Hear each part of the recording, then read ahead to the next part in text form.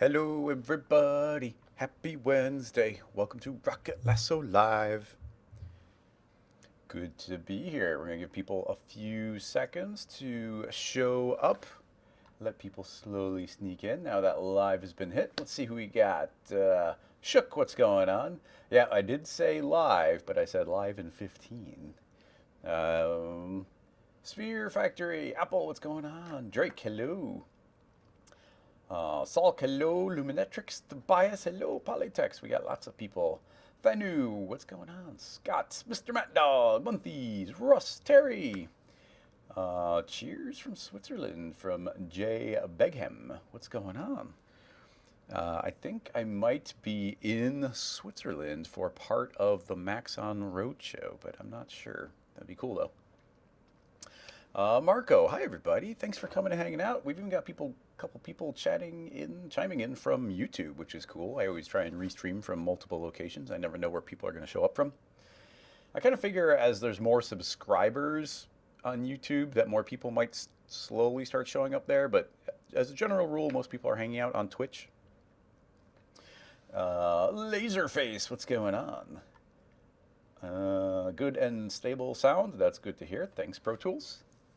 Let me think. Is there much to talk about? Much to preview or worry about?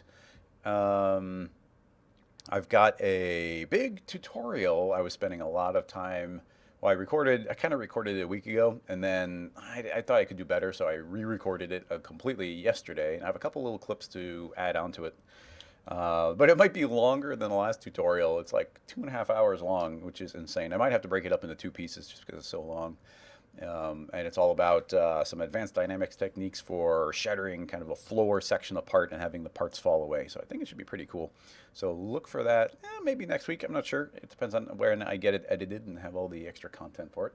So it should be cool. Anyway, today is a pretty standard episode.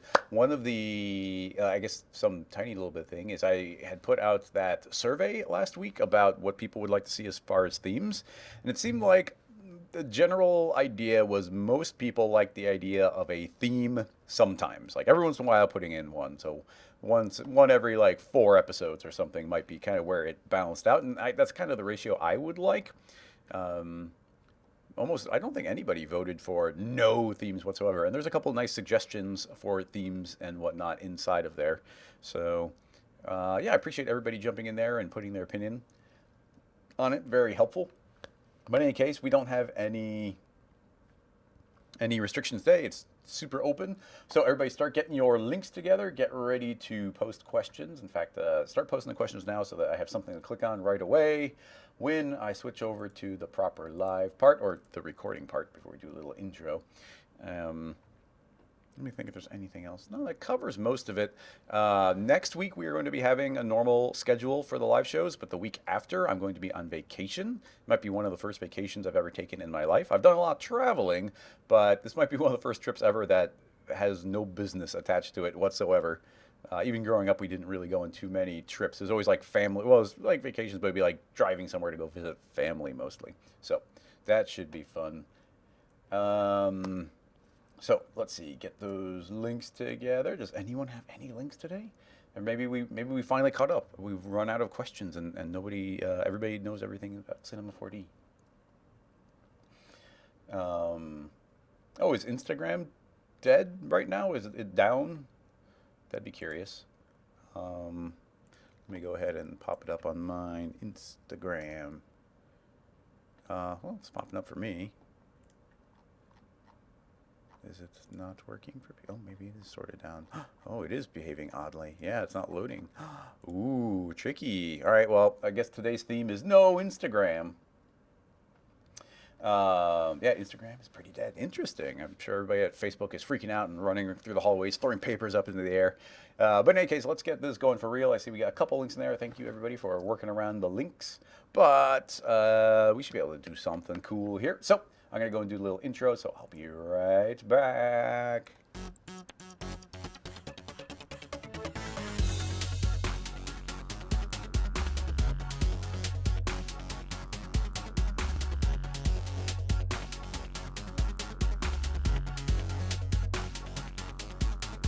Hello, everybody. Welcome to Rocket Lasso Live, episode 15. Rocket Lasso Live is a Patreon supported live stream I do every single Wednesday in order to answer questions that people have, mostly about Cinema 4D. And the questions come in the form of typed out questions or usually links to a video on Instagram or Twitter or Patreon, some cool effect, some photo of some model that they are curious about how it might be made, and we just try and tackle it live and figure it out right in front of you.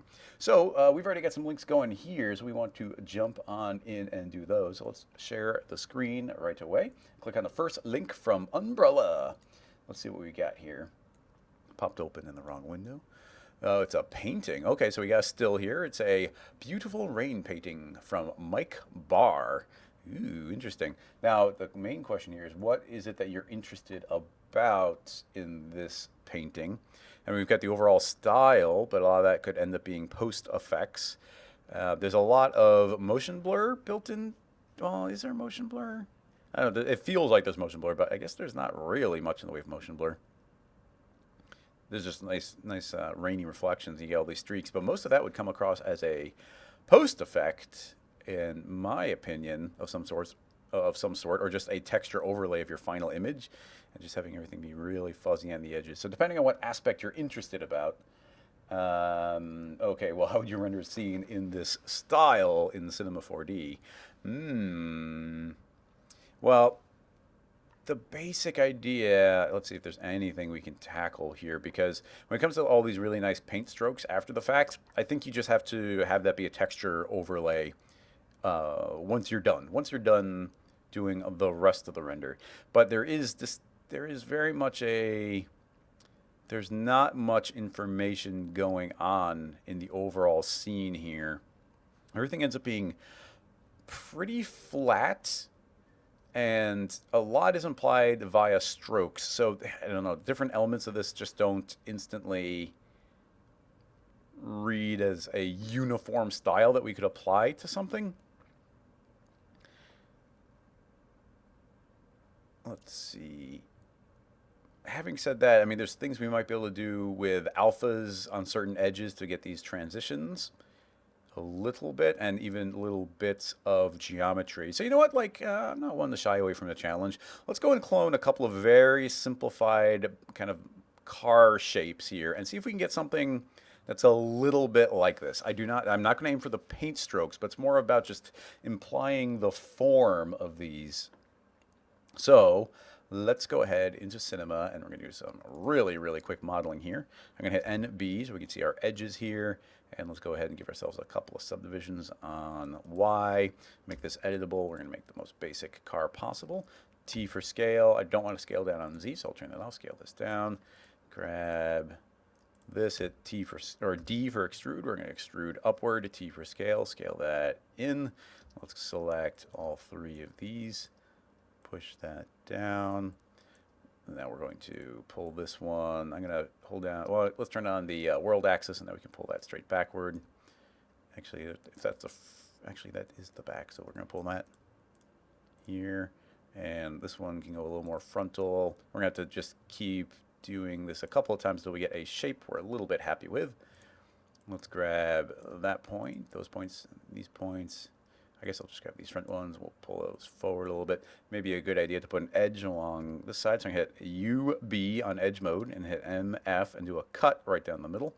So we get this nice cut. And let's go ahead and select that. And I'm going to pull it forward. Just get that shape. If we wanted to, we can grab these side edges here. T for scale. We'll get a little dimension in there. We can select these two. T for scale. We'll scale those in a little bit. Just start getting the general shape of this going. This entire section is a little long. Let's go ahead and pull that further back. And yeah, that being flatter in the back looks nice. And then, I mean, we don't even really in the painting see much in the way of wheels. So why don't we put in some quick headlights in here, MF, and we'll put 2 cuts in there. And now I'm going to grab the stripe, UL. The only thing I'm worried about right now is headlights, so I'm going to go ahead and just scale these up. And let's go and put another subdivision, UB, MF, and let's do 2 cuts there. Do I want 2 cuts? I want 1 cut, and I want it I want the scale to be 100%, and I want it to be up higher. And then I'm going to hit UB and do another cut, MF, hit apply. We want this one to be down lower. And then that gives us the shape of the headlight overall that I was looking for. And now I could like extrude inward or outward, or we can just do a selection there. We can grab this entire wall that way. And the opposite side. D for extrude. And I'm actually going to, well, we can do extrusion like this, but you're going to see how it pulls out in weird orientations. And I don't want to grab that window. So let's hit D, and we're going to do an extrusion of 0. And now I'm going to hit T for scale and scale them out. And now it will pull out without, it'll pull out without scaling up and down at the same time. So that's kind of useful. Yeah, and I mean, we could just keep going and going and making more and more detail on these. Really, we're just looking for one generic shape. But it's always fun to do a little bit of modeling on something overall. Now that we've introduced a little bit of detail on that, we can put a little curvature into that windshield. We could add, you know, like a bump on the front of the car. But a lot of these details, we kind of want to disappear into the shape, into the final shape we're going to aim for. And I don't know to what degree we're going to be able to achieve that, but, you know, it's fun. And this is, you know, the way I'd go about modeling something. We're not even looking at reference here. I'm just tinkering as we go, pulling in and out different shapes. If we were, you know, we can, you know, and we can stop here at any point with the modeling, pull this up, get a little bit of curvature on the front of the car there. So yeah, and that pretty much does it. We don't even see much in the way of wheels, but I will put something in for the wheel. Do we put a trough in for the wheel? Why not? I'm going to do another edge cut, MB, or UB. We'll do one there and there. MF, hit apply. We only need one cut for now. Actually, I guess we need 2. Yeah, we'll do that. And now I can grab. Yeah, that's already pretty well centered. So then I think I'd probably select that and that. Nope, not that one. That one. And this. And I can't think of what's the best way of doing that. I guess I'd actually probably get rid of those. Hit D for extrude, and I'm going to extrude these upward. And I'm going to delete those middle polygons. And then we get this shape overall. I don't want that either, so we'll delete that, delete that, delete that, and that. Delete. Now I get MD for closed polygon hole, and it's going to be pretty messy the way it closes it. Oop, look, we got a funky leftover polygon edge here, which is interesting. So I'm going to go and try and select. There is a polygon that's existing there. I'm not even sure why it got created. But you see it won't select. But if I turn off select only visible elements, it should get selected. Yeah, there we go. And now I can put the polygon hole in there properly. And now that we have those, and we could use our knife tool, K, and I could start cutting those closed. And we just have to make sure we view this from an angle that we can see both polygons. And then with any luck, that will actually make the cut. Actually, it didn't. I have found that this knife tool can be a little trickier to wrangle sometimes. So you know what? If that's going to be a pain, you can always delete and hit ME, is it? Or what's I'm completely blanking on polygon pen tool. ME. So I can hold this edge while I'm on polygon mode and hold down control and then link it up there. And then we can just go MD and close polygon hole. MD, come on. Oh, that's interesting. Did I connect that wrong? Why is it doesn't seem to want to close? I'm kind of not something on this extrusion. It didn't seem like. I'm going to optimize everything. So UO should optimize and close all of them. And now you can see it does close it. So something wasn't quite welded there. Some of the knife cuts I did might have created extra points there. But now you can see with those bad polygons hitting ME, I can just drag from one corner to another. And now we've established that part of the mesh. And now I can just close the polygon hole, close the polygon hole, just alternating between those two tools. So I know we're spending a little bit extra time on this, but you know, modeling is pretty fun, and I don't mind spending a few minutes in that. MD, close, close, and one last one. Now we could, at some point, if we were inclined to, make a like cut this thing in half and put it into a symmetry object. I tend not to do that until I have to. I know we're doing a little redundant work by doing these mirrored, but different. Oh my goodness, look what I did. I didn't even notice I was doing that. I must have, it's something I say all the time. Actually, I'm kind of glad it happened. It sucks, but I always talk about make sure when you use this tool, when you turn off select visible elements, make sure that you turn it back on again. Otherwise, you're going to make mistakes. And I just made those mistakes. So I was selecting straight through our mesh when I selected part of it, and I went and I killed a bunch of it. Now, even though I killed a bunch of it, I think these are really easy fixes. I can just remove the n-gons there, and that one is perfectly repaired. And then this thing, MD, I think all the polygons we need are still existing. So I can just hit knife, and I can repair, and repair. And there we go. It is, and then MD there. I was able to really easily fix that, but that is a problem with making sure you're not making sure the select tool was working properly when we did that. Let's see, moving on, I'm going to select that point and this one. I'm going to pull those further backward to get this little wheelbase space opened up a little bit more. I need to do the same thing over here and over here. Pull those forward. That's way up there. All right, cool. And I don't want to spend too much more on the modeling of this. I just want to get some nice polygons on it. So I'll select that stripe of points, this stripe of points. T for scale, make that bigger. Do the same thing up here. And here. T for scale. Nice and centered. We probably want to pull that further up into the wheelbase, but that's fine. I'm not going to worry about it. And if I was worried about edge flow, we could grab these points and start, rounding things out. But I think that's probably far enough for our basic bit of car here. And then I guess we could just throw in some wheels. So that is just going to be a cloner with a cylinder put inside. We're going to set that to grid. Let's set it to 2 by 2 by 1. I believe, and let's change our orientation to X plus and T for scale. Change the height. There we go, the most basic of wheels possible. So there we go, just a little something completely from scratch. Let's go ahead and grab our cloner object, scale those to be in the proper position approximately. There we go. Nice kind of parametric wheels in there. Lovely. Look at that. I'll take it. All right, so now let's see if we can kind of use this as a way of generating that more interesting looking overall geometry that we're seeing in this painting here. So let's save this first, just in case. Episode 15. Renders. Oops, sorry, went to the wrong one. Scene files. This is number 1A. Car painting, I guess. Oh, actually, that's a bad way of saying it. Paint style. Car painting would sound like we're doing a car paint. Okay, so there's our very, very, very basic model of a car, and we're going to end up cloning it. So let's go ahead and put that into a null. But before we clone it, let's go and see if we can get some style going on this. And I kind of have no idea where I'm going to go with this. Now, one of my thoughts is that we actually kind of want to mess up our overall geometry. We didn't super subdivide this thing in a very even way. And in fact, especially if we're going for that type of paint quality, we would want to model things in a way. I'm going to really lower our point count on these wheels.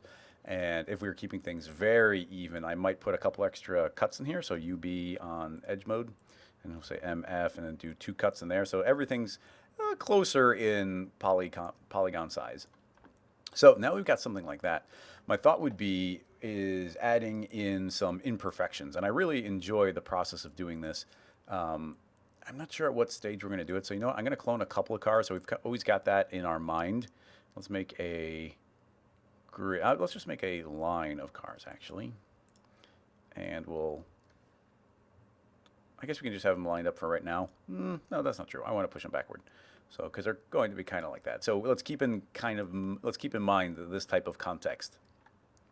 So if we're going to be doing a lot of displacement, I think is going to be one of the base things we're doing. And we're going to have 2 different types of displacement. Ones that are really big and bold, and then tinier ones to add smaller imperfections. So let's set up a couple of basic things first. Let's go ahead and make a very basic material here. And I'm going to use the color channel but I'm going to, should we do it? There's a lot of different ways of making a gradient is what we're going to be creating here. So we could project a gradient from the top down, which might be cool, but we could also do a fall off of some sort. We could also do a proximal with a really big fall off. And I kind of like the idea of doing a proximal because we could move that around to have it be very independent, and it's not projection mapping based, like the different orientations our material are applied. That wouldn't be the variable here. So I'm going to do it that way. Let's make a null. I'm going to just call this null prox for our proximal. And inside of our color channel, which we will make a lot fancier later, we're just going to make a proximal. Let's drop in the proximal. And that should colorize everything. And right now, our prox null is pretty much right here in the front. I'm going to move it even a little further. And if I rendered right now, we're not really going to see much of anything because the material hasn't been applied. But if I do that, we're not going to see anything. But if I make my end distance 1000, we'll probably see something. Actually, it's quite a bit. You can see how we're fading through the cars from that distance. I'm going to go ahead and make it 2000, so it's going to be significantly stronger, but we'll be able to remap it. And you know, just for fun, let's make a couple extra of the cars. So we should see that still fade off into the distance. We're going to change our mode from linear to smooth. I think that's, yeah, it's going to look a little nicer as that fades back in space.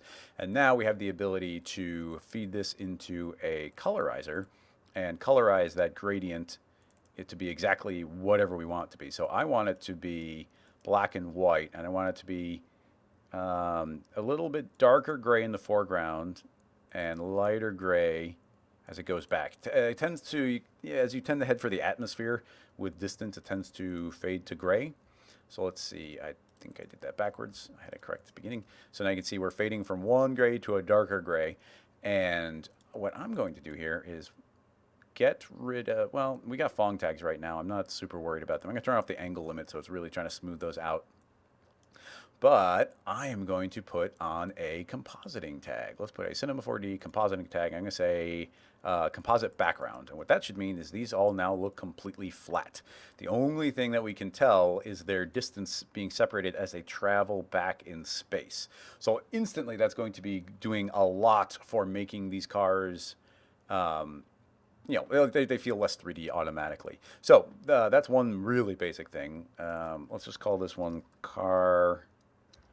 I'm going to put the letter F and then car because the names are really short here, and I want F for our purposes of this scene file is going to stand for fade. So these cars are fading out.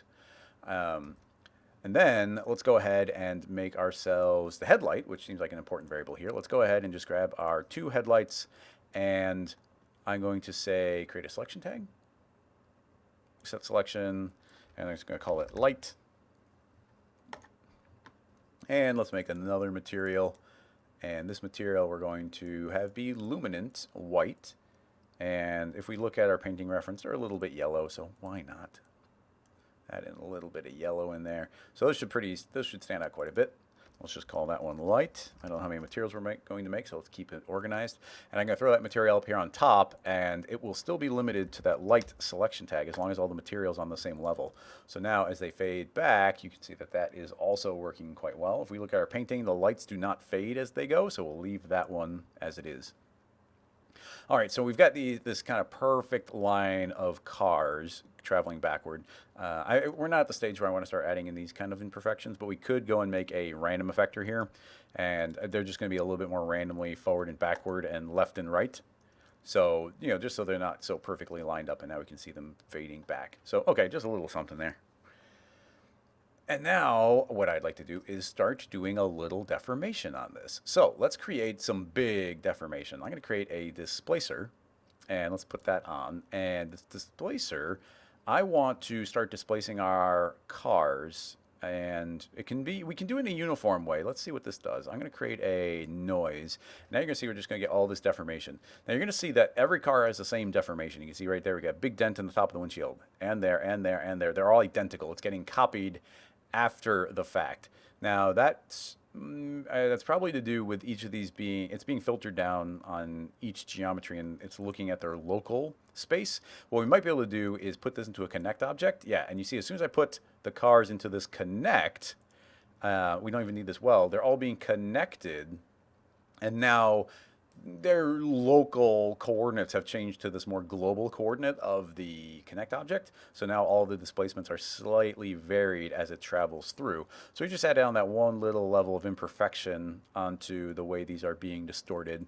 But right now the noise is really small, so we see no uniformity through them. So there we go. By jumping up to 1,000, there's a little bit more uniformity through them. So you just get these little imperfections where these aren't straight lines perfectly anymore. I'm going to go to our wheels, and I'm going to go, actually, I guess I'll just put that wheel directly into a connect, and that will weld those shut, and now they can be deformed better. But now you can see that our cars, even as low poly as they are, you can see that now they're not this perfect thing. So now we get, I don't know, you just get this really nice implied imperfection. There's something I really like about that kind of stuff. So that's at this big global level, based on the overall scale here.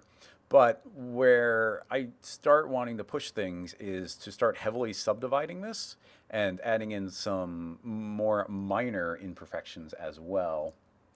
So um, let me think. There's a lot of different ways we can do this. We could do some sub poly. I want to maintain the overall shape that we have here, so it makes me inclined to want to put this entire thing into a. And I'm not sure at what point the materials won't filter through. So that's another thing we got to keep in mind. Because what I'd like to do is make a simulate cloth surface and put that inside there. I think that might, no, it didn't kill off the materials. But what's great about these subdivisions is it doesn't change the shape of the car. It just makes them sharper. And now we've got all these extra subdivisions, but the silhouette should still pretty much be identical. And that's up on this new level. And that means we can put a displacer at that level. And this is essentially happening after this one is calculated first because it's deeper down in the hierarchy. And then it gets subdivided in its already deformed state. And then we have a new subdivision here. And this one, I'm going to make it, let's drop it back down to 100. And now we're going to get these tinier little bumps. So we're getting these more detailed imperfections. Now that one's pushing pretty far. I don't want to go that far with it. So let's go ahead and start pulling that back. We can go to something like 2, and now we get our bigger strokes, but then we can get some tinier, smaller imperfections, which is where I'd like to kind of start getting the streaks going. But having done this particular one, I don't think that looks great. Let's go ahead and add on the subdivision. And let's go into our noise and try changing our noise type to something a little crazier. Let's try something real crazy like a Luca. You can't go crazier than that. And that's going to add a lot of imperfection all over the place. But if we scale it up, we're going to get areas of a lot of crazy detail and then chilled out areas. And that might add in some interesting variation as it goes through. And I like that a little bit more. So that's interesting. Now, a lot of this we're going to want to have sort of disappearing into the ground. It ends up being a little tricky. Let's go ahead and make a floor. So I'm going to go ahead and just make a floor here. We're going to pull this down until it's about sitting there. Some of the cars might be hovering because of the displacement. But let's go ahead and put the same overall material on there so these should fade out along the ground as well. Interestingly, oh, I don't have the compositing tag. That would do it. It's like, that's weird. There we go. So now you can see they're just kind of fading into the ground as they travel backwards. So this is the fade out of the car, but I think that we actually do want the road to pop out a little bit. Let's go ahead and make a copy of this. And this one is going to be fade road. And so what we want this to do is be pretty similar. I'm going to drag this over, and we want this to be pretty similar, but not identical. So I'm going to put this into a layer shader, and let's go ahead and create let's make a just color shader. I'm going to make it black, and we have a black color shader on there, and I'm going to have a filter through just a little bit. So that's going to make it just a little bit darker at any given point. Oh, and we have to apply it, replace what it currently was. So this is going to be very similar to the car, but it should be just a little bit darker. Is it darker? Yeah, it's darker. I mean, it's almost like some optical illusions going where it's hard to tell that it's getting darker, but it is. One of the problems with doing the proximal method is I can't if I change it on one, it doesn't change it on all of them. And I really wish that we could do this with the new shaders, but I don't think we're in a good situation to do that. I'm going to go ahead and increase this to 4,000, but we also have to do it on the other proximal. And whatever we go to, we should probably kind of lock it in. I'm just not sure where we're going to layer it up eventually. But yeah, we can get those fading back. And honestly, let's see, we might be able to tinker a little bit. Let's go ahead and I'm going to turn on reflection on here. And I'm going to remove that one and add a GGX. And we're just going to get this nice reflection on it. And let's see what that does. I'm kind of curious what it's going to give us. Oh, look at that. That's not too bad. We're going to see the cars reflected in it overall. And something that might be neat is making this one quite dark. So we're going to make it really dark. And most of that detail is just going to come from the reflection of the car poking up. Let's go ahead and add in a bump on this one. And this nice big bump should just add in a bunch of nice imperfections in that. Now, we don't want to go too far because you see this is going to start looking like water. Definitely don't want that. So where this might get interesting would be doing some frontal projections. I'm not sure if that's a good idea or not, but let's see what happens. I'm going to change this material to be a frontal projection. So it's going to project the material frontally, but this noise is a 3D noise, so that won't have any effect. But if we change it to a 2D noise, then now it can be frontally projected. And now you can see we get this much bigger overall effect.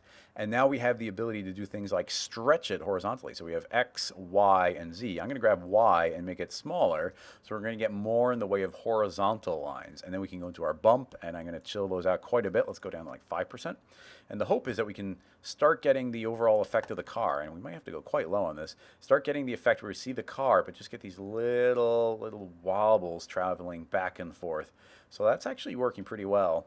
Now we're getting a perfect reflection of these cars because they are composited. They're set to composite background.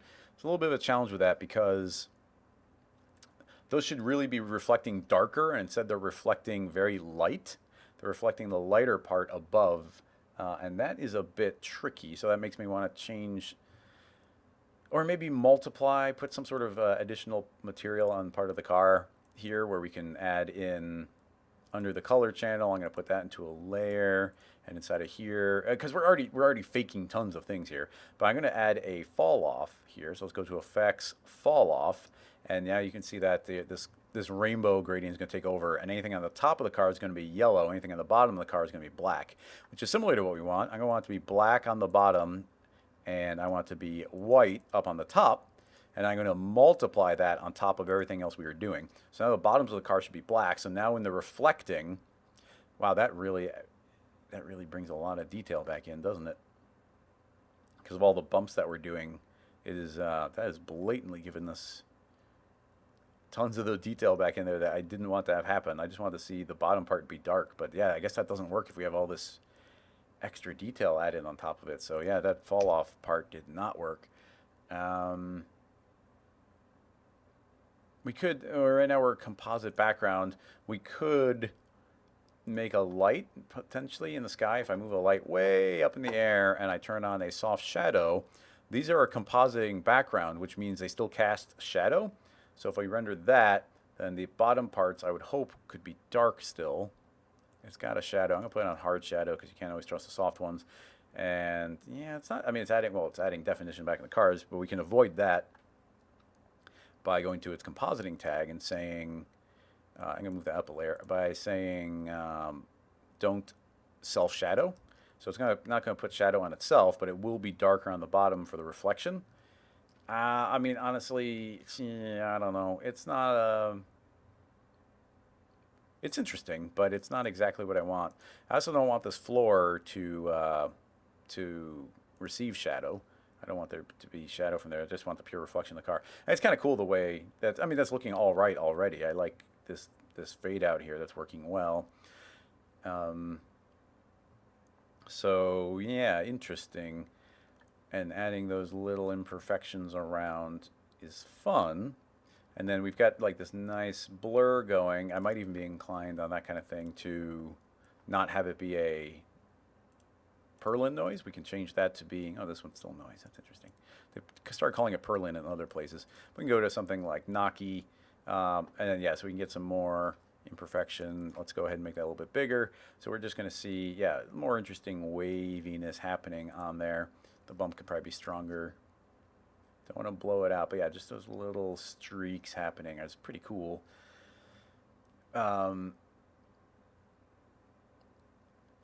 So yeah, that's interesting.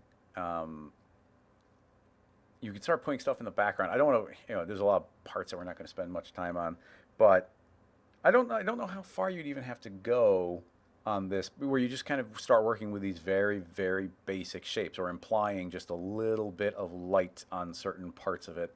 Um, Streaking these the way we did is definitely, it casts all that definition on it, which is not something I wanted. But if we were to take, this and then put a couple buildings in the background that have that same fall off, and we make a environment fog, so we can enable some fog here, and let's see. Yeah, so those can start fading out. Both fade out to a darker gray.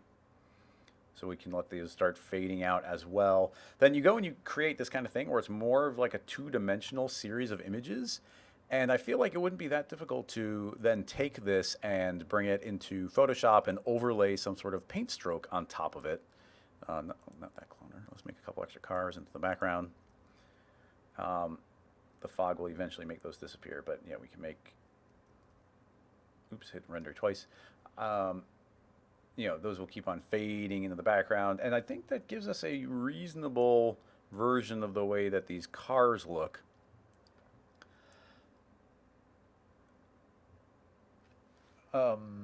No, we can always push things further. You can add more imperfections. The way we use these displacers are just really forward ways of using displacers. We could have done a frontal projection, had things being streaked left and right in a more distinct way. If we want to push this effect, well, I don't want to push the effect more, but we can make a duplicate of this entire rig.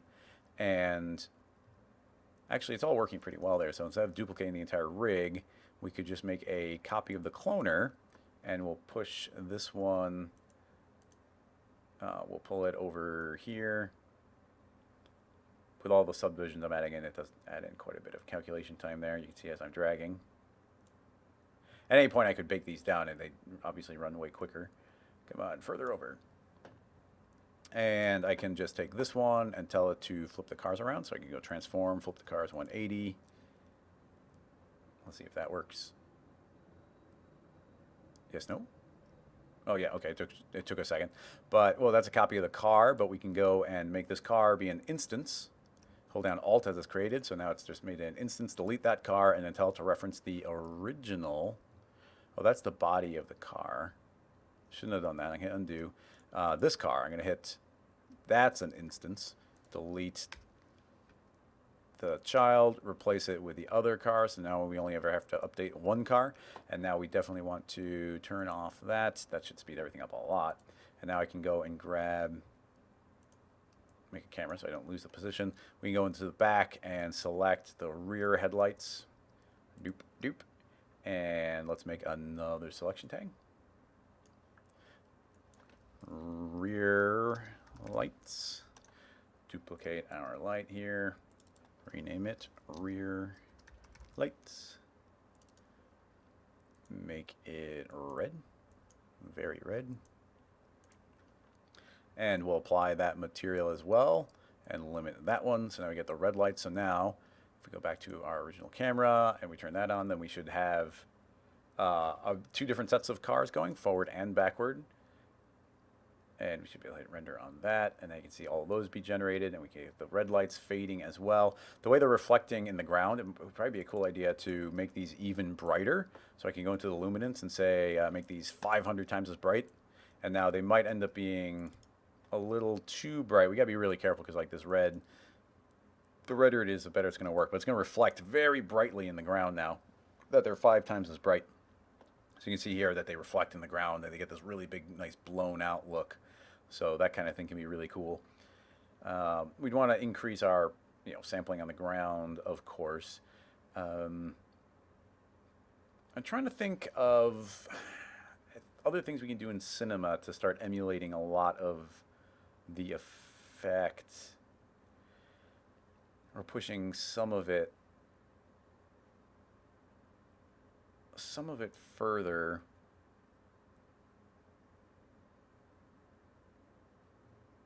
Because, especially in the painting, you can see that we get those little glows around the edge of the headlights. That is not, I mean, we could put glows on there, but, I mean, I guess technically we could. We could just put a glow on there. How often do you turn on glow anymore? So I feel like when I first was using cinema, I would do that all the time. But I'm going to turn off inner strength. We're going to do an outer strength of 100%. And we have a radius of 10. I'm not sure how big that is. Let's just hit render. And it goes, and then boop, get the glow around it. I mean, it's not as much of a stroke as I would like it to be. Having said that, we could. Well, can you do that? I was planning on putting some sketch and tune on here at some point, but the geometry the way we did it actually worked really well. And sketch and tune is not going to add imperfections on the edges of the car in the same way. I don't know. There's so many weird and odd fun things we could tackle adding on to the overall effect. Something I've been thinking that might be interesting is inside of our car material, we could go into the alpha and put a really heavy or go into a Fresnel material and invert that so it's going to be more transparent on the edges, which is going to make it a little bit fuzzier. And now that might look really weird with the way we subdivided with all these little noises and imperfections, but I just want to see what that does. And yeah, so actually it's not bad. You can see that it's introducing on certain edges like this little bits of imperfection where you can kind of see through it a little bit. So along those lines, I would make sure that this is pretty dang solid most of the way through. But then on some of these edges, it can definitely poke in. And then based on our imperfect geometry, I guess we want to be pretty subtle with that. Or am I going the wrong way? Oh, apparently white is solid and black is transparent. We can pull those in just a little bit of transition. And let's see if that, you gotta be careful because like here, it could do that curvature. Oh yeah, it can be a little weird. But yeah, it can give us this hint on the edges. It's just something to try, but kind of cool. Pushing it further, but yeah, I mean, I like the fuzziness here, but then we're seeing the rear side of the headlights by kind of like where one car can bleed a little bit through the other one. I don't know. There's a lot of weird things we can do.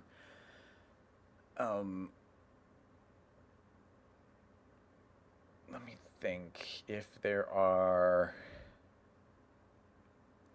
other specific things, because like I feel like after you get the basic color this way, I mean, I guess we should probably even take this into Photoshop just for a moment. And this isn't very, obviously we didn't push it very far. We could make tons of buildings, but we already spent a lot of time on this one. But if we were to just to take this shape, I'm just gonna take a screenshot of it. Let's go into Photoshop, make a new file, and we paste in something basic like that. Like our ability to go through and begin adding in our different layers, so we can go into curves. I want to start with levels maybe, and let's just kind of twist our midpoint around, maybe make everything a little bit darker, and then we can make a we could colorize. It would probably be a good idea. We could take this entire layer, duplicate it, and then colorize it. So let's see, how do we gradient map something? I'm completely blanking on gradient mapping. Is that just a setting we click on? Yeah, gradient map. So we can fade this to blue is what I'd like to do. Let's see.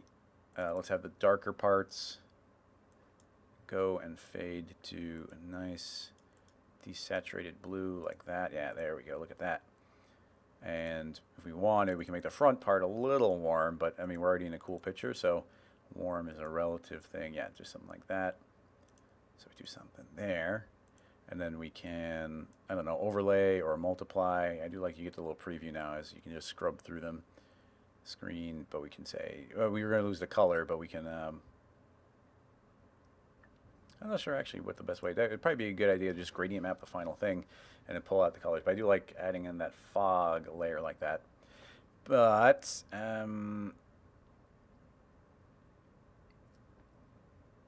let's see, what's the best way to select those? I don't. Wand.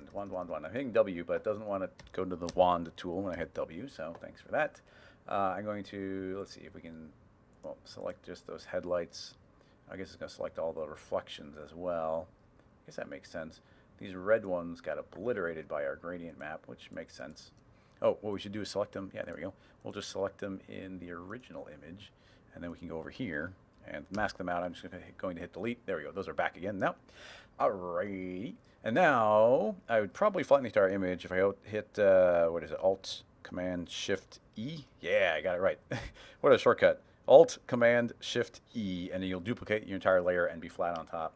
And as much as I don't like just going into filters, if we jump into our filter gallery and do some sort of distortion here, and really I don't want, well, yeah, so even something like this, going through and getting some very basic distortion going. A better map would be, kind of doing a distortion based on the image we bring in, but like adding in this little bit of imperfection can be fun. We could go and do a smart filter or a smart blur, which, let's see, yeah, I do like the way those tend to look on certain parts. Let's see if we can get to work. Yeah, look at that. So we can, if we pull that up enough, we start getting this kind of splotchy, patchy look, and it's going to fix those. Made everything look a little bit fuzzy, but we could probably sharpen that up if we wanted to. But that was really nice for the way the headlights were reflecting. I like those kind of strokes. And then I don't have any specific resource here, but if we just go to Google image search, paint texture, and let's go to images, and let's go to settings, or do we click more? Tools, usage rights, label to reuse with modification, and now let's just see if we can get something blatantly kind of paint strokes. Paint strokes.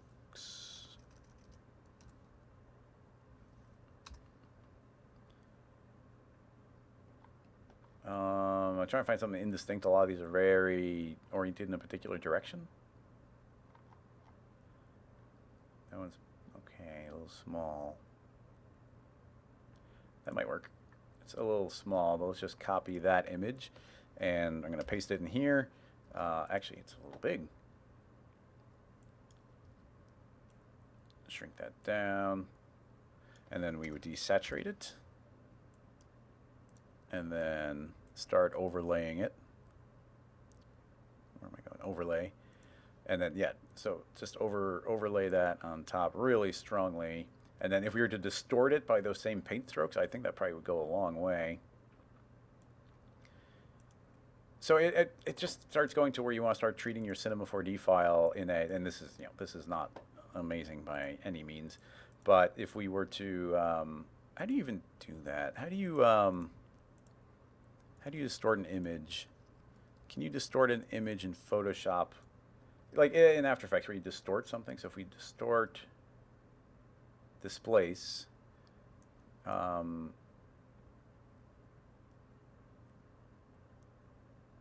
okay.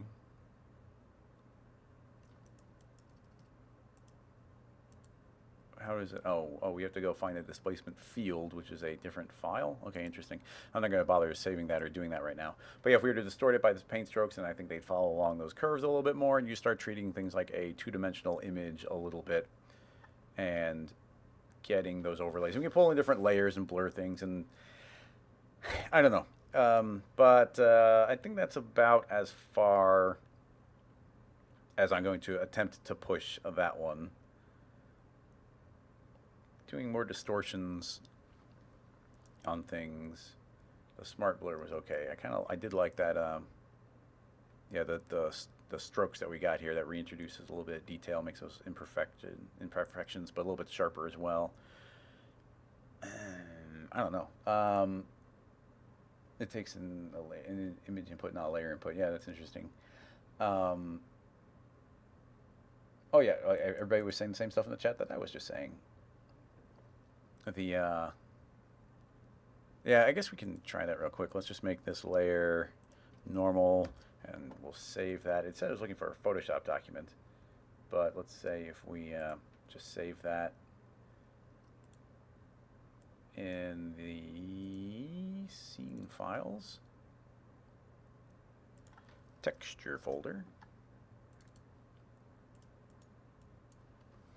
paint, and then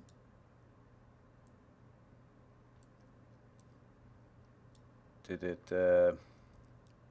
what? Oh, there, save it. And then we can put that back to overlay, but now we can hide that, go to this layer, and let's see if we can get the distort to work. I'm just curious because I haven't done it before. So I'll make a distort. I don't know how far we want to go, so let's say 25 by 25. Repeat edge pixels, that's fine. And then we say, what's it doing? Oop. Oh, look, Photoshop crashed. Nice. Don't send. Wow, okay, thanks, Photoshop. Okay, well, that that died. So I guess we'll just stop at that part there, but we got the Cinema 4D stuff. Yeah, unusual for us to crash Photoshop. I wasn't even doing anything that crazy.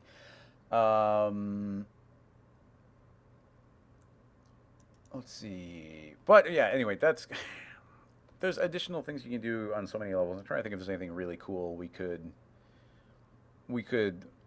just kind of mention on top of what we're doing here already, which I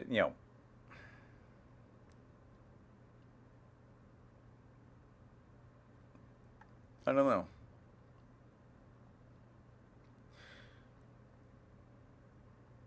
I mean, honestly, it's not surprising that if we wanted the headlights to behave in a particular way, we'd have to build a rig like that. The rig that specifically is pulling out light and behaving in a different way, because in this painting, everything was a stroke, everything was painted. So you're not going to get that for free with a single technique. So this nice heavy fog and fall off is a good way of us getting these overall shapes. And you can even picture like this big cluster of trees. That could just be a single shape or a blob or a series of spheres traveling back in space, and then just have one color on it and they just slowly fade away in the fog. Like that would work really well. But let's jump on the next question. If you put a link in earlier, if you put it again, would be great. I'm going to scroll back up, and I think Pro Tools had a question, but everybody get more questions going on in there. I know with no Instagram up today, it gets a little tougher to find fun little ones, but let's see if this Pro Tools link leads us anywhere interesting. Hopefully, let's see, well, we already got some funkiness going here. I don't know what that is. Let's see if there's anything underneath that that's interesting. I'm not sure what your question was, and I don't trust this link, so we're just going away from that one.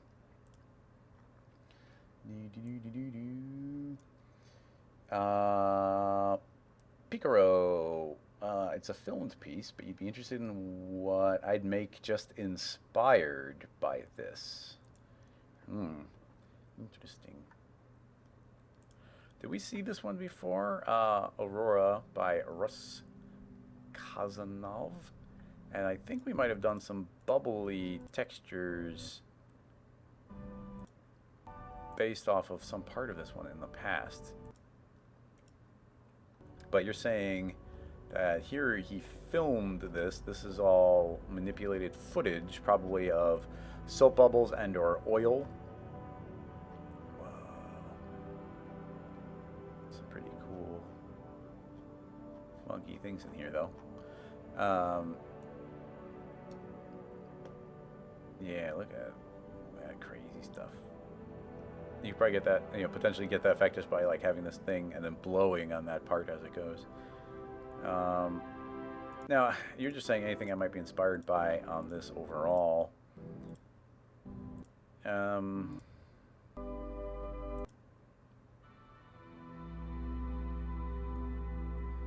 so sure about that one. That was weird. Yeah, because it's just another bubble. So it's on the surface and goes through really shallow depth of field. I mean, I don't want to recreate it. I mean, honestly, it's super cool, but not much is jumping out at me as far as something I'd want to try and tackle. A lot of this crazy, organic-y, blobby stuff are not things we can do very well. Almost get some fractal type things going here. But yeah, the way these all line up and do what they're doing, I do not have a fundamental understanding of that type of behavior. I'd have to research it a bunch. Ooh, look at that. I'm not even sure what we're seeing there. Bloop, bloop, bloop, bloop, bloop. Wow, that's crazy. But yeah, I mean, we're just not in a good position that we could do anything with these. Like, these would be really, really detailed liquid simulations if we were building it realistically. but the ability to have like one blob, like see what that one just did? You see how those two bubbles merge together? We don't have any way to do that. I mean, these are black, so we could just have them blob onto each other automatically, but there's no way to do that in cinema as we stand. It would all be manual rigs to fake it. So that's pretty tricky. And yeah, these rainbows. I mean, it's beautiful, don't get me wrong, but I'm not seeing anything that wouldn't be insanely time consuming for us to try and tackle, as cool as it is. Um, if we had mocap, we could. If we had mocap, we could do this effect, but we don't have mocap. So I'm worried about what we might see here. Whoa, look at that.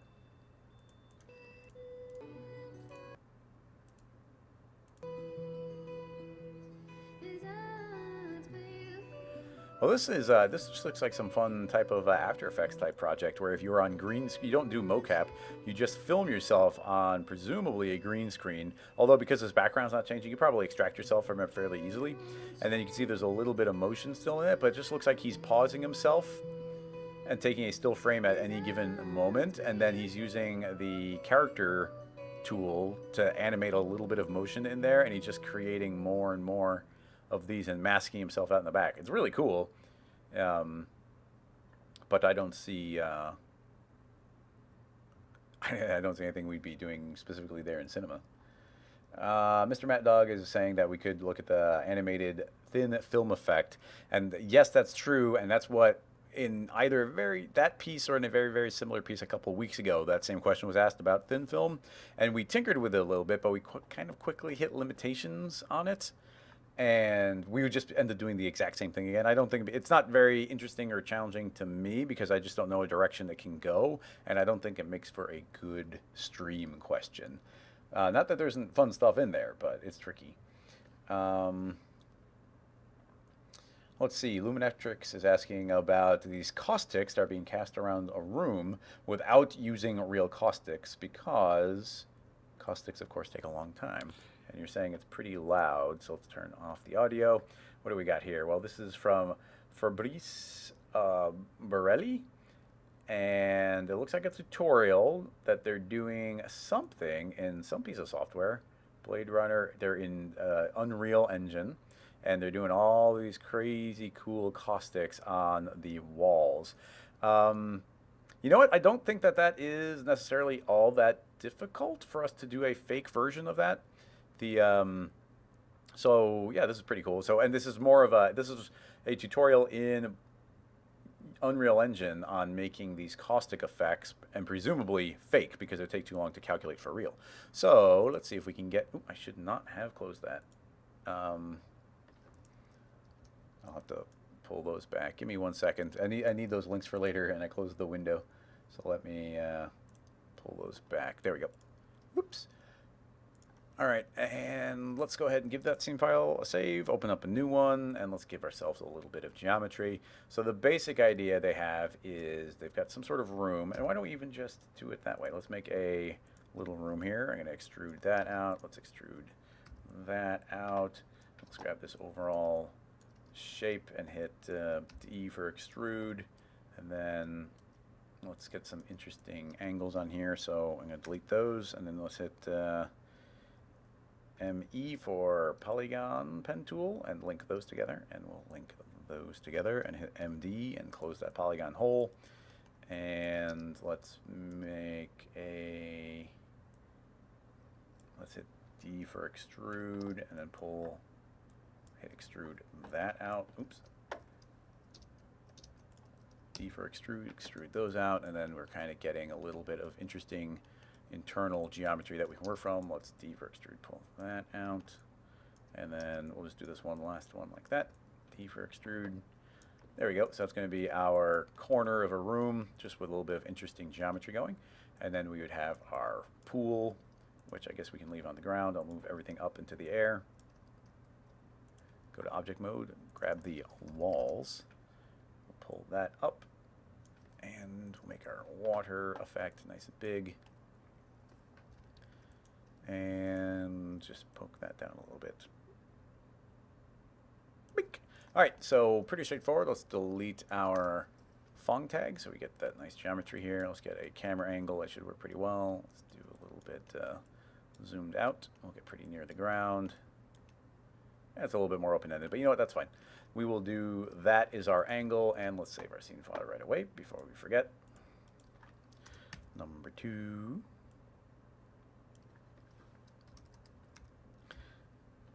Caustic fake. Okay, so let's make a basic material here, and I don't have any sort of wood material or anything prepared. I would like to make it a nice wood material there.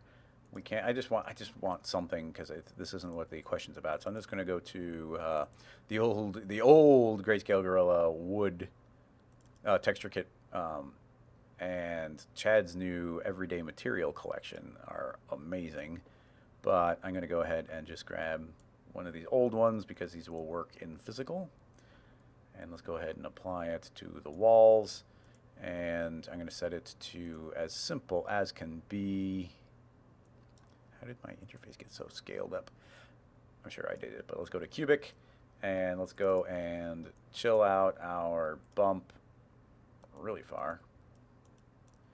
And you know, we don't need any reflection. There we go. Just nice soft wood. Yeah, I kind of like these horizontal lines. That looks nice. Okay, so now we make a brand new material, and this material is just going to be luminance, full on luminance. But then we're going to do a bunch of stuff with alphas. So let's go into an alpha channel, and we're going to make a noise. And in the noise, let's go and put a slightly more complicated noise, but something not too crazy. So we're going to do knocky, but I'm going to knock the octaves way back, so we get something like that. And then I'm going to feed that into a distorter. So let's go ahead and add it into a distorter. And I like using this distorter a lot better than the one inside the layers, the layer shader.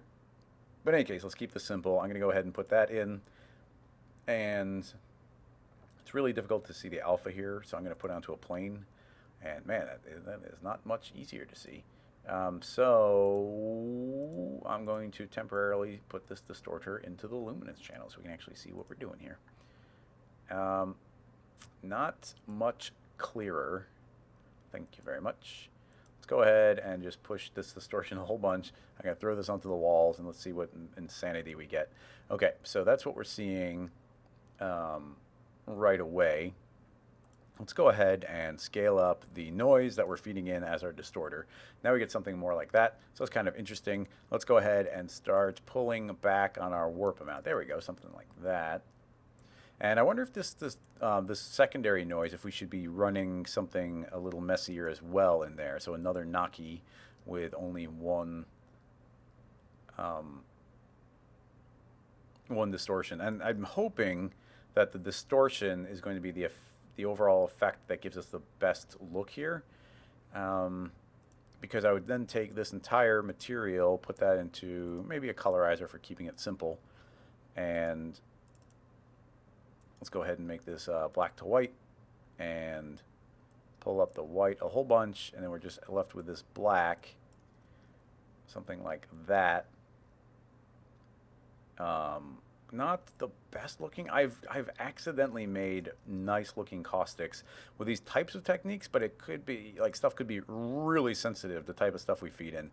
Like maybe this one shouldn't be knocky, maybe this one should be the original basic noise, and then if we distort it properly, and man, we're just blowing it out now. If we distort that, we're going to get much better looking waves, and that by itself already looks pretty neat. Not exactly what I was looking for. And then you get actually one of the nice looking ones is Cronal, if that's the way you say it. But that one just looks good by itself, not necessarily if you're applying it to other ones. And then also there's like gaseous, which might be pretty good. But now we're layering up distortion. Stuff can get weird. All right, well, that's interesting. Look at that. Here's knocky. Look how knocky looks. And then let's change it over to Cronal. And Look, it's almost the exact same pattern. The two of them must be heavily based off of each other, which is interesting.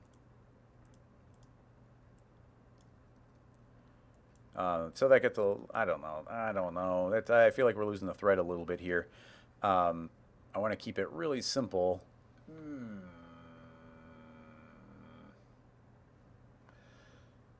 What's the, I mean, this is the technique I want. I just wanted a nicer looking caustic. I mean, to be perfectly honest, like that, well, using these procedural shaders would be the best way to generate it. Let me look at the reference again real quick. Is there several of them? I honestly, I feel like I might be overthinking this a little bit. Let's just put the same noise in two places, and now we're going to get something like that, which isn't bad. And now let's start peaking that up a little bit. And the scale, different scales might go a long way. So does one want to be smaller than the other? That's not horrible. Make that one bigger, and then make this one bigger. And then just how much are we distorting? If we distort a lot, we're going to get very distinct, but if we start pulling back, we're going to get simpler. Yeah. Yeah. Okay, let's go ahead and just move forward kind of conceptually. I'm not getting great looking caustics there, and we could just go and Google an image of caustics, just render out, or even yourself, render out one nice one, or render out, yeah, just, you could probably just get some nice source of one. But now we have an alpha channel that's feeding them out. So based on the alpha here, we can start pulling back. It looks like we need more darkness here. So we're going to end up with something like that. It starts getting really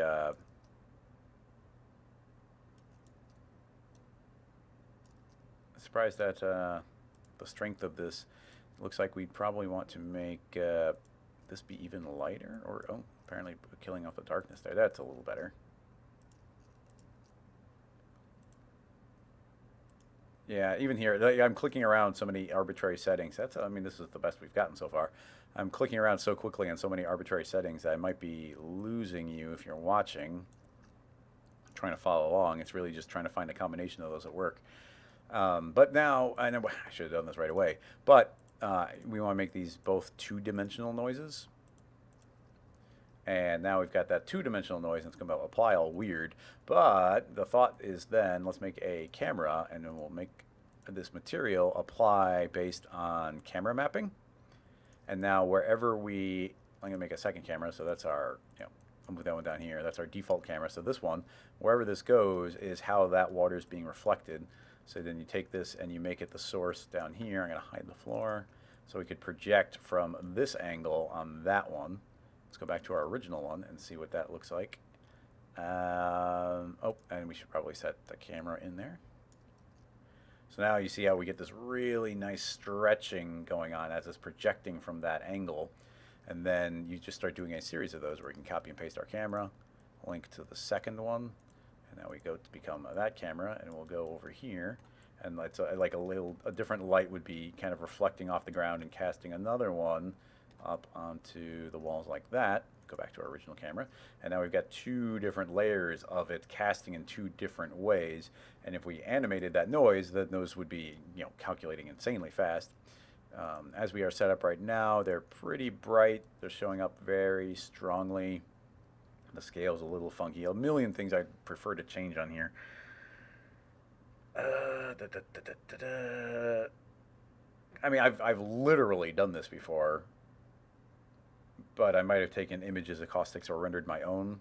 But I swear I've gotten really nice noise materials to combine and do it. We could just spend a bunch of time trying to make a really nice looking caustic material. And I really feel like the key on that would be using a distort. But we can feed in two different types of materials, and we have different strengths of the distortion and different ways we let this kind of snake through. It turns pretty crazy. There's a lot of potential combinations, and there's a lot of like neat looking ones, like stupple or stuple. I'm not sure you'd want to pronounce that one, but feeding that one in, like that one, I think would create some really nice waves. But we might need the entire range of it to feed through, and it just gets nuts. It gets crazy, everybody.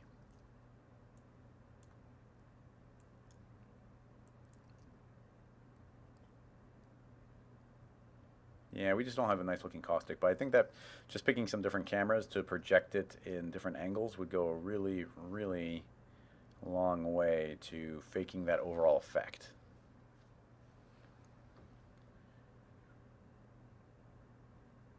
Let me think if there's anything useful I have to say about it, because I'm not happy with the way the concepts here are solid, I think, but the final look here is pretty awful. I mean, obviously we don't have good lighting on this overall, but these caustics are not convincing me. And there's also, you got to keep in mind that this isn't just supposed to be a straight up light projecting onto a surface here, because we're just saying like, hey, just apply this luminance material on there. Really, it should be its same material, but with this set to overlay or to screen, well, not screen, but some sort of overlay, I feel like would be where that would pull out like a linear burn or something, so they could be interacting with the surface of the material underneath it.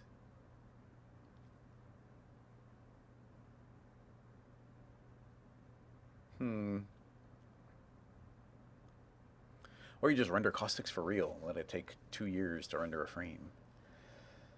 Ba, ba, ba, ba, ba, ba. Yeah. Okay. Yeah, we'll stop that one there. I'd like to hit another question or two for sure, but let's see what we got. Drake has a question. A good one from a great artist. The first picture.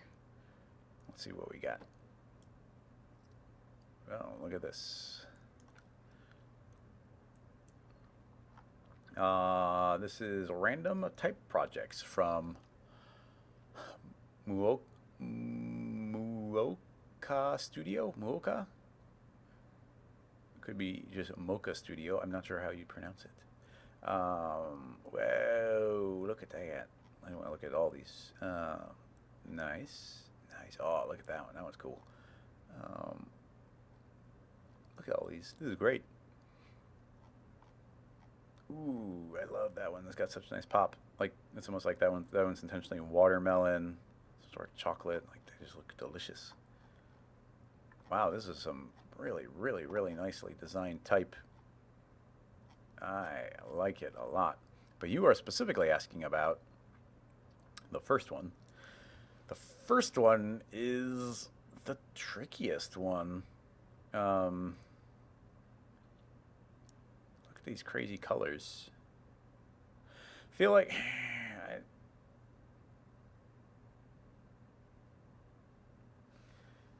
hmm.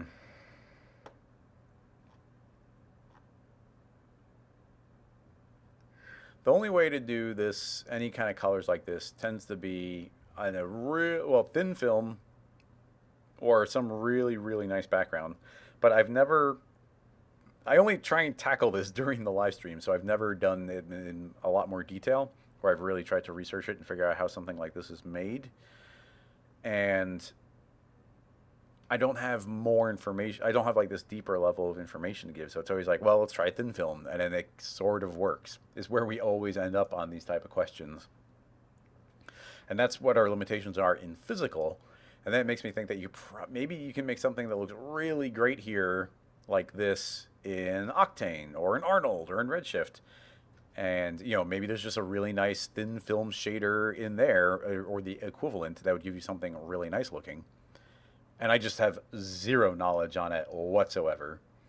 And yeah, oh yeah, Zach is saying to look up dispersion and redshift under refraction. So yeah, like doing light dispersion so that as they refract through, it starts going in different directions. And I mean, we can. I am so not an expert in redshift that we can spend a minute tinkering in there, but no promises. So let's just go and create a couple of shapes for ourselves that we can be refracting.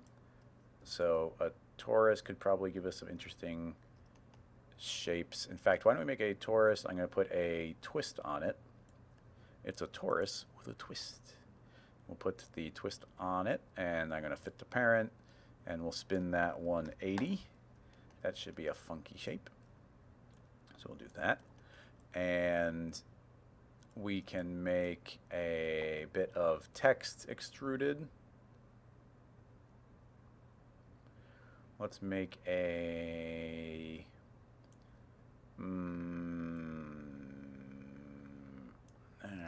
helix is just a really quick way of doing it. I don't want to use a helix though.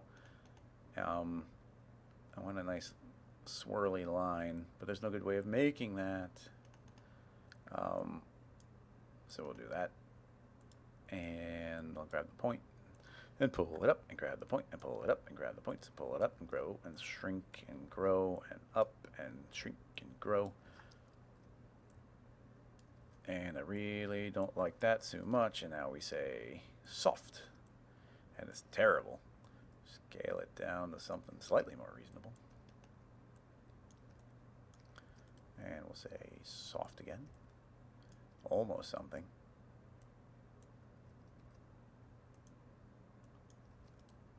Soft. And then we'll not close it. Oh, it's not closed already. Where's the opening? They're too close to each other. They're tricking me. And then we'll sweep some text.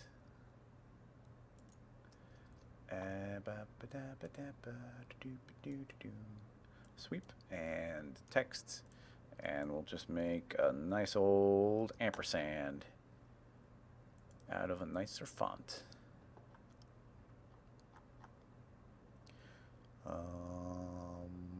Futura is the Rocket Lasso font. Let's go ahead and put that in the sweep. Nice. So that's sweeping around. It gets a little weird over there. Not sure why. Grow, grow, grow, grow, grow, grow, grow, grow, grow. Invert, delete. Proof. Tricky stuff. Why is it breaking on the end there? Or is it? Oh, it's just twisting in itself. Interesting. Interesting. All right. Cool. Good enough. Good enough. Good enough. Zoom. I just have not passed through itself so much. Oh man, what is even happening here?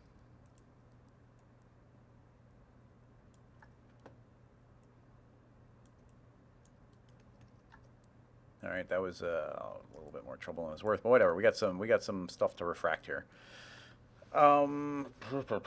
So with these the way they are, let's go and grab that, and we'll add some twists into it.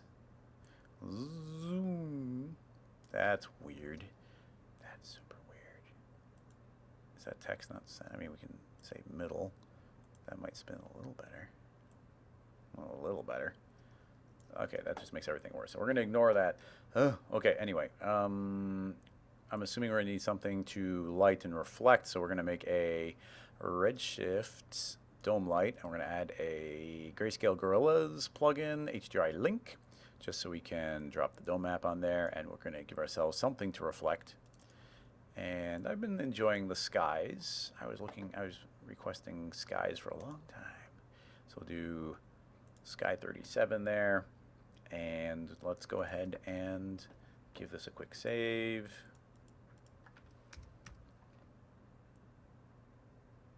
Let's see, what did someone in the chat say? Yeah. What did you say? Yeah, just dispersion.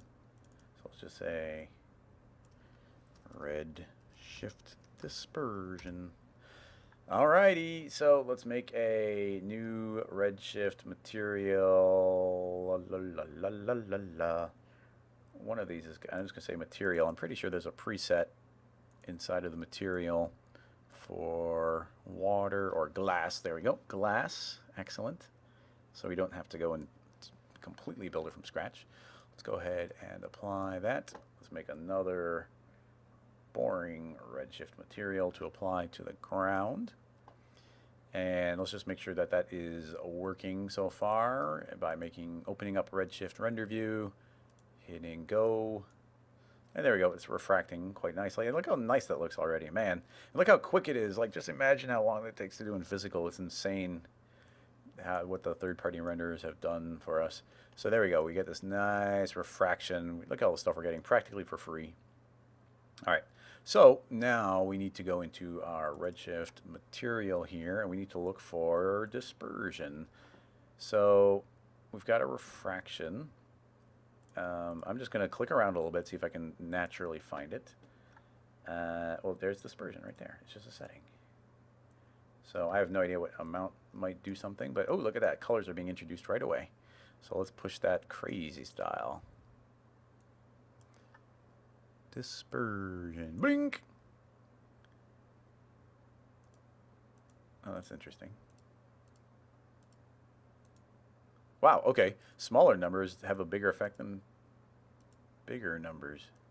So that must be the equivalent of thin wall. Well, or like, yeah, the thin film. If you turn on thin walled, then that makes the entire thing act as if it's just like a bubble. But this dispersion seems to automatically introduce that color. It's linked to reflection right now. We can probably do some funky things by combining different index of refractions um, and different levels of dispersion. But yeah, this at this point, look, it's just a slider. As we do the slider, we're introducing these rainbow colors, and we're getting that pretty much for free. And without, I don't even have to have any understanding over what's happening, and we're getting cool, colorful results out of that.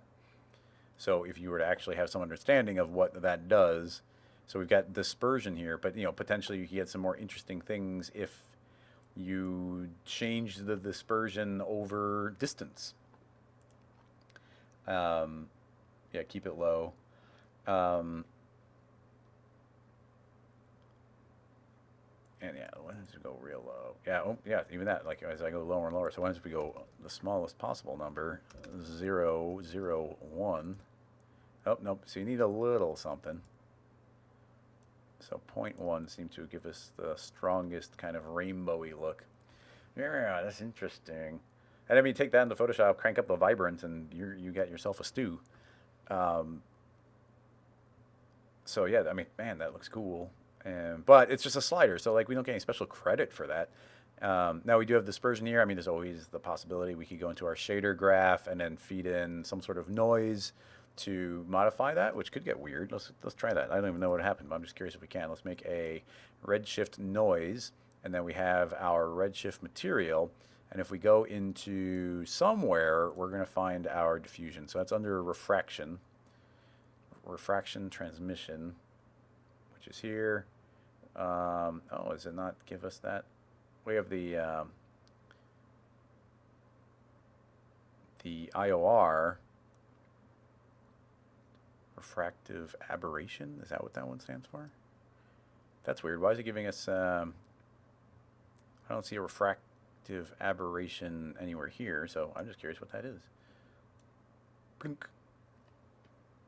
Does that do anything? Doesn't look like it did anything.